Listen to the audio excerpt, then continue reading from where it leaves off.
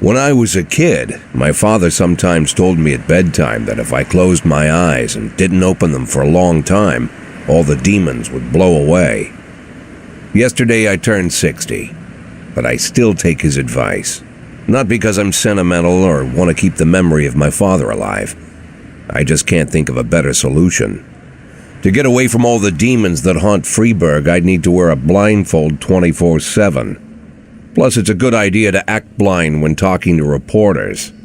At least that's what my colleagues say. They're afraid of press conferences. But for me, it's more like a confessional. No matter what lies you tell, you're privately thinking the honest answers. It helps me remember who I am. The fact that I'll be reading all about it in the papers tomorrow is a small price to pay. Call it penance for the preacher.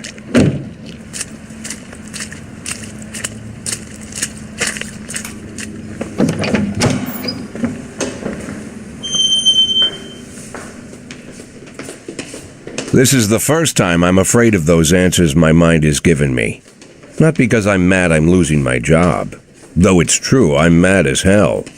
Not because I subconsciously blame everyone else. Though I damn sure do blame them. And don't even ask me what my next move is. I can't imagine. But even that doesn't scare me. The worst thing is, I know I'm gonna have to do something. And I'll be damned if I know how far I'll go. I may have a lot of vices, but predictability isn't one of them.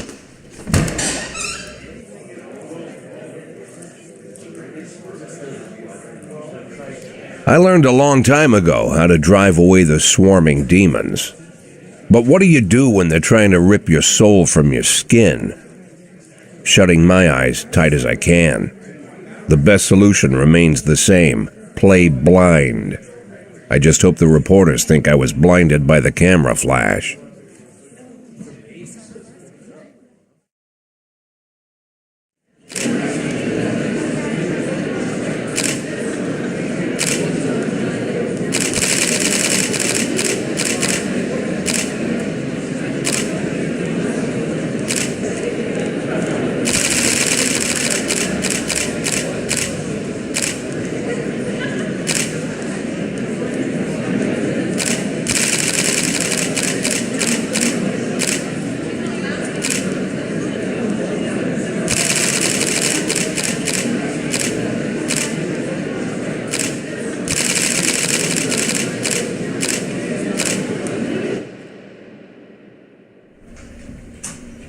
How's the back today, Mr. Boyd? Same as usual. How did the press conference go? You can read about it in the newspapers tomorrow. Don't let anyone in. Even Mr. Kendrick? Especially Mr. Kendrick.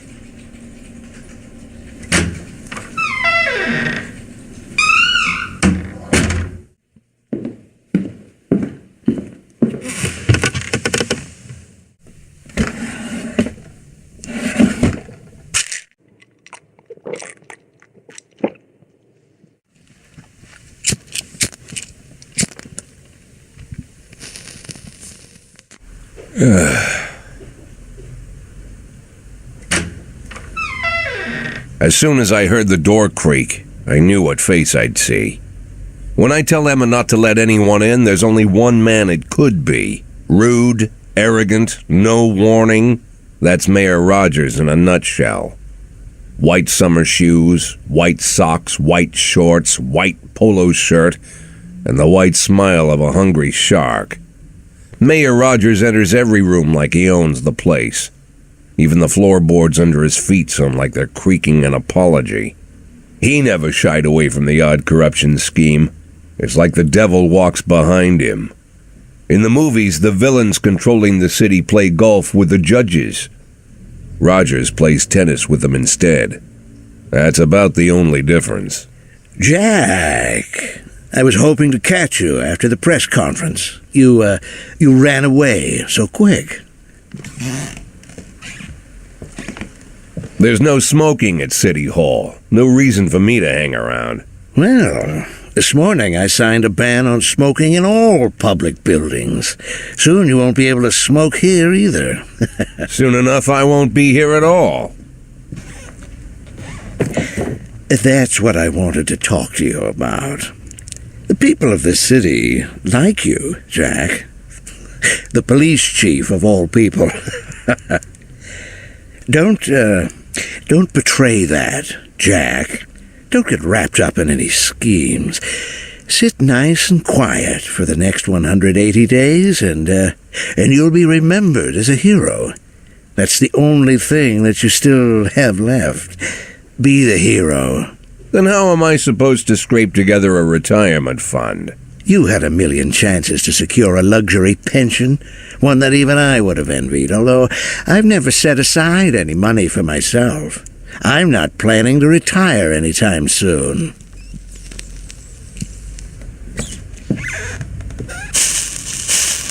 "180 days of quiet, Jack. That's all I need. I don't have any problems with you, and you won't have any problems with me. I have a new assistant, Troy Starr. If you have something to tell me, call him. But try not to bother him. He's a busy man." I'll do my best. "And quit smoking up the office. One of my friends will be using it soon."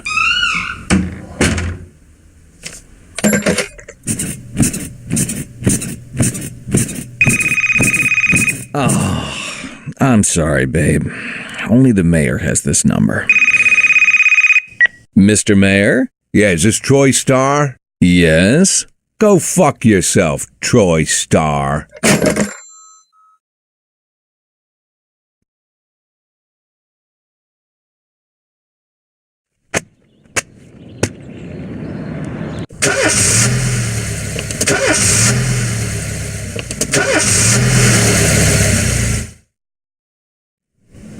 Cops don't use the police station cafeteria anymore. There's some kind of stigma against sitting shoulder to shoulder with your partners. Everybody just takes snacks from the machines or grabs a meal and hammers it down in the corner like a vulture on a corpse. The main thing? Don't look into anyone's eyes. Could be construed as an invitation to sit together. The only people eating here are ghosts.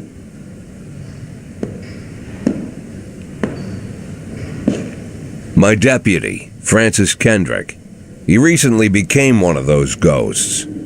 The subject of one of the most devastating corruption scandals in the history of Freeburg. No evidence to support the accusations, but everyone knows Kendrick's days are numbered. I need that file I asked for. Needs to be ready tonight. Francis didn't say anything, but I understood. Ghosts aren't supposed to talk. Besides, I got a feeling he was already finished.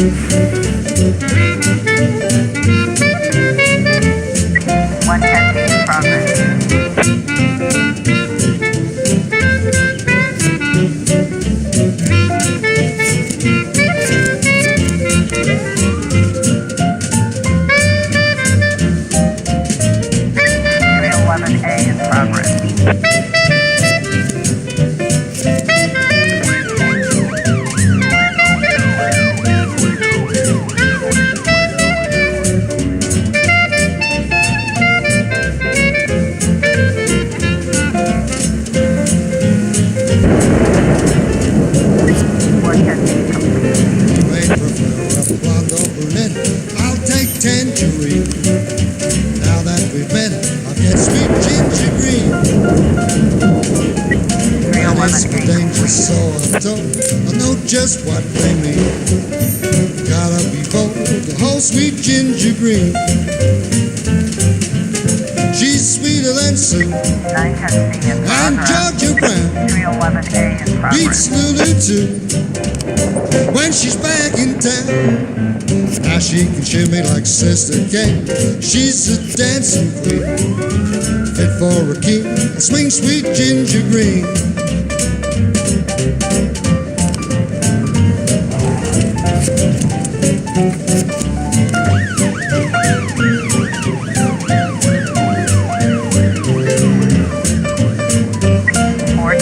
In progress.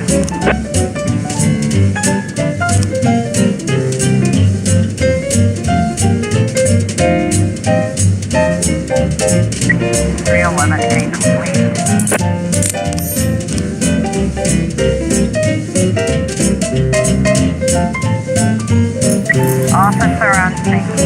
Looks like we gotta cut away from here.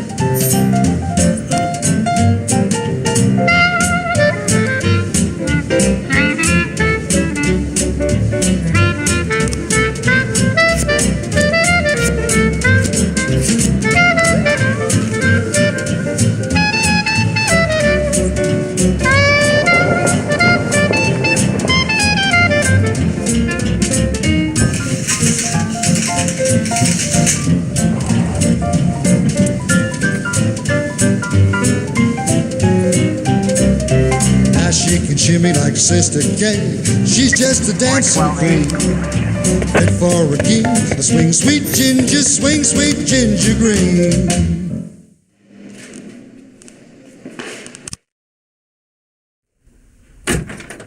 Used to be, when I asked Kendrick to stay late at the office, he liked to grumble and crack wise. Nowadays, he doesn't have the strength for it. Slumped shoulders, blank stare, wrinkled skin. The past few weeks, I don't hardly recognize my old friend. In his younger years, he reminded me of a gallant royal officer in an old Kipling story. Kendrick isn't just crumbling under the weight of the public pressure, but from the shame of it all. Internal Affairs raided the library he inherited from his grandfather, hoping they'd find buckets of cash stashed in the pages. Heard about the look on his face.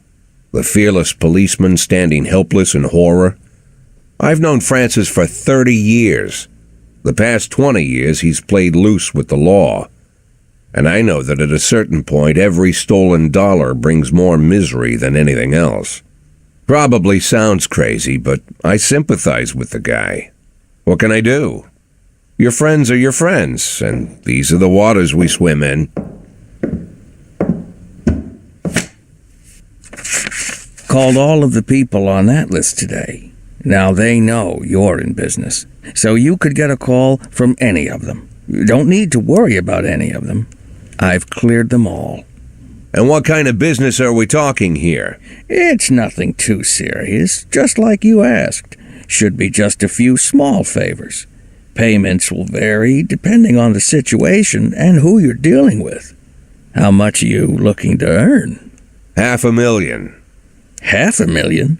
Why not a whole million? Because everybody wants to take $1 million. Figured I'd try something different.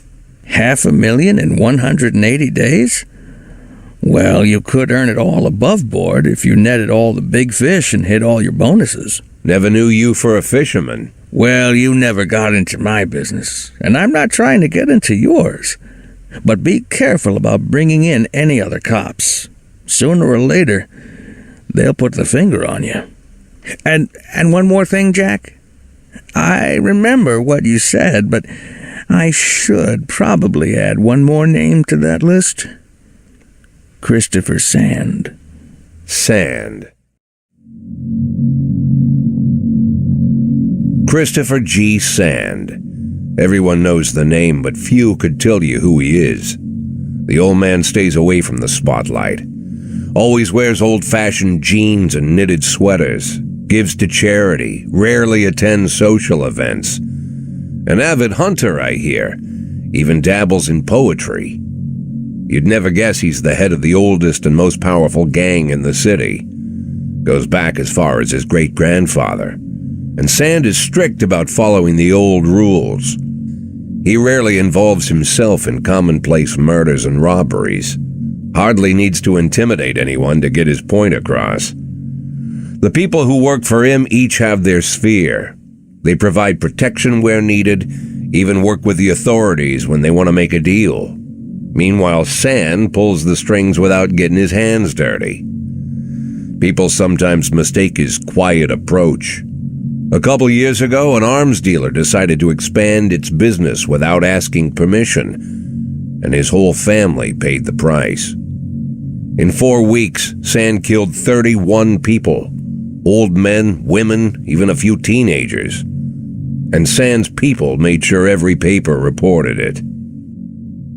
Frank, I don't want to hear you say that name again. Jack, please, listen to me. I'm in with these guys. We agreed, Frank. That's not the kind of business I'm into. I don't go there. Never have, never will.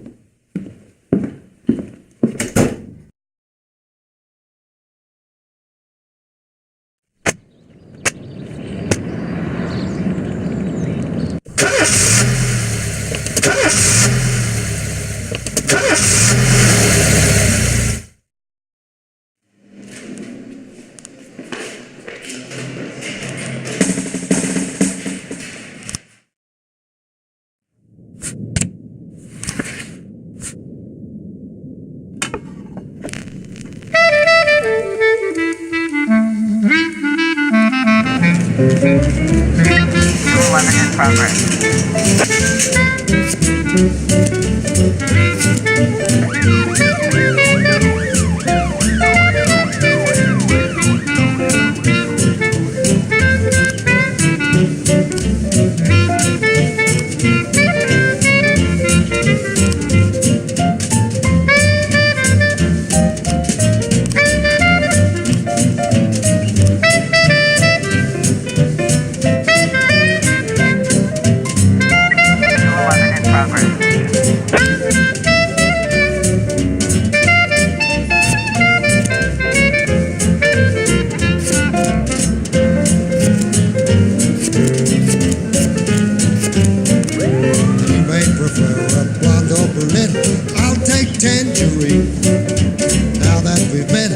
Sweet ginger green, red is for danger, so I'm told. I know just what they mean.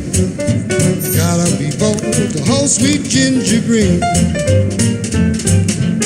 She's sweeter than Sue and Georgia Brown beats Lulu too.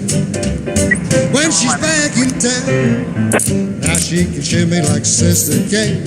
She's a dancing queen, fit for a king, a swing sweet ginger green.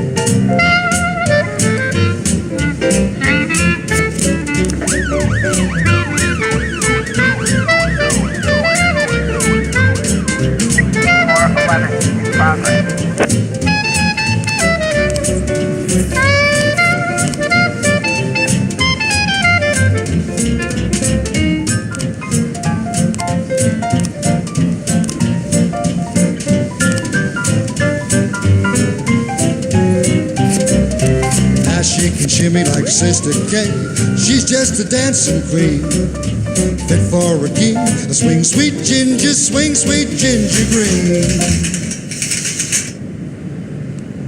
Officer on scene. Looks like we have a situation here.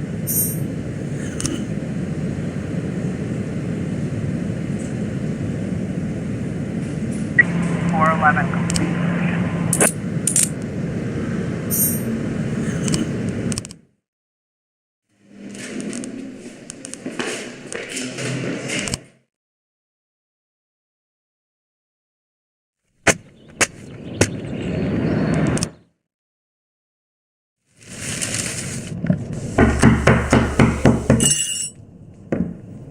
Whenever I'm alone at home and there's a knock at the door, I always hope it'll be my wife, Laura. She's always forgetting her keys. Hello, my name is Steve, and you're Jack Boyd, is that right? To get to my front door, the Bible boys walked about a mile from the local bus stop, jumping over mud puddles and skirting a couple of landfills. Laura doesn't go in for religion either, but according to her, these brave lunatics with their fake smiles deserve at least a minute of attention. She patiently listens to them, asks them questions, regales them with pastries, and never once dropping a hint of condescension. When I watch her do it, I've got to admit it gets me. I'd have hugged those boys, sat with them on the porch and lit up a cigar. But a month after Laura left, all I could do was quietly ask them not to bother me. Today I'm a little rougher still. Shut the door on his nose this time. Another couple weeks at this rate and I'll be greeting anyone who comes close with my service pistol pointed towards the sky, ready to fire my warning shots. In my life, even the basic stuff never goes like it's supposed to. Normally, when a wife is going to leave home, she'll make a scene or at least sit everyone down for a serious conversation. But Laura just disappeared. The children in the stories always stand on the side of the mother, but all three of our sons supported me. The in-laws always blame the husband for making their daughter unhappy. But now Sally, Laura's mother, well, we sort of have a pact. The fellow Laura ran off with is young enough to be her son. I hear he's 30 years old. Of all the possible information a man can know about his wife's lover, I get hit with that. Fortunately, Laura's mother doesn't like the way it sounds either. Sally figures this guy just thought he'd have some fun with a mature woman, but he'll be back chasing college girls before the year is out. So we have an agreement. Sally's gonna track down Laura and try to reason with her, and we'll arrange a meeting. Meanwhile, I'm supposed to not do anything stupid, which of course means anything at all. It's a crazy situation. I'm the police chief, and the person I'm trusting to find my wife is an old woman armed with a phone book. But I can't afford to lose Sally as an ally. So for the moment, I had to swallow my pride.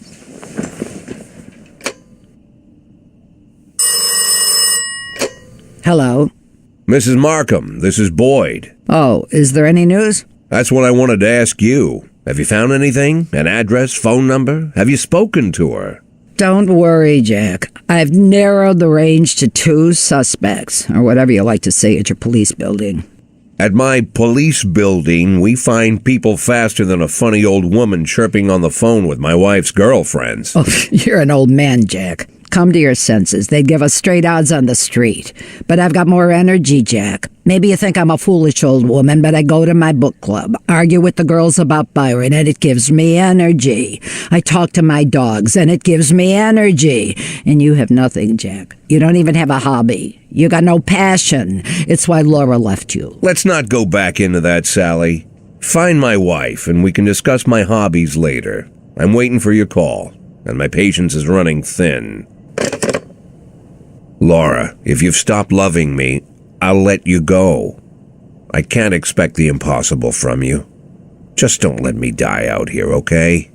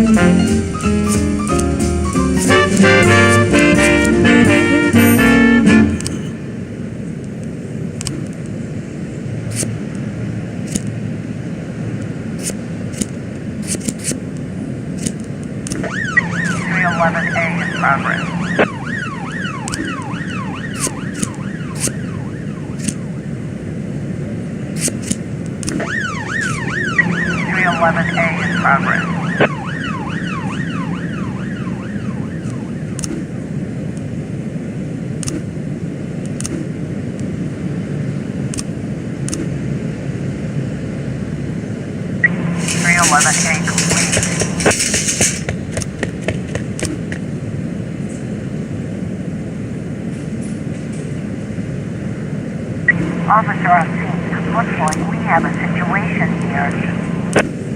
311A complete.